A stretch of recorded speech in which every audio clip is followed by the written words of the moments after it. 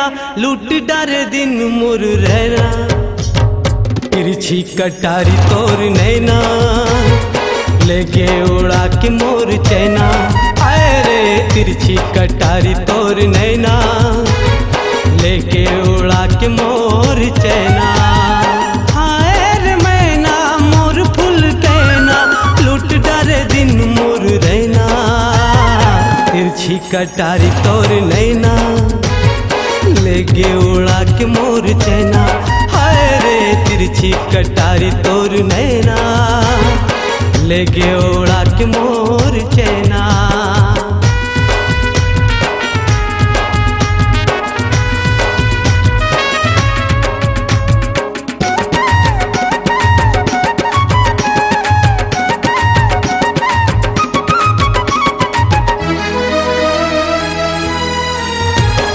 कजरारी नैना तोर जादू भरे फिर देला मोर बेकाबू करे।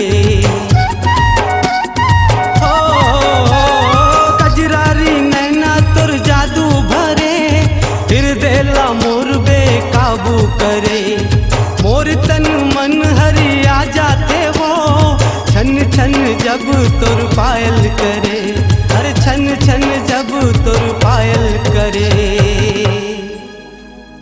तोर मयामा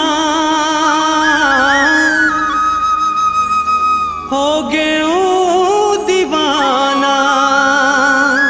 मान ले न वो ते मोर कहना। तिरछी कटारी तोर नैना लेके उड़ा के मोर चैना।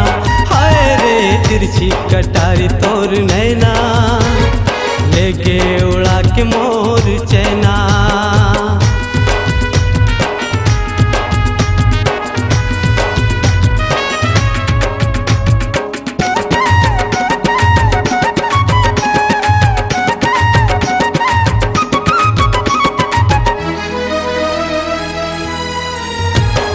मन के ते मैना दिल के रागिनी हिरनी कस चाल तोर गजदामनी। मन के वो मैना दिल के रागिनी हिरनी कस चाल तोर गजदामनी। मन हम तागे तोर माया मावो मोला बना ले ते अपन धनी। मोला बना ले ते अपन धनी। अरे तोर कसम है मर जाऊं रानी। अब तो कहूँ तरसना। तिरछी कटारी तोर नैना लेके उड़ा के मोर चैना। हाय रे तिरछी कटारी तोर नैना लेके उड़ा के मोर चैना। लेके उड़ा के मोर चैना। हाय रे लेके उड़ा के मोर चैना।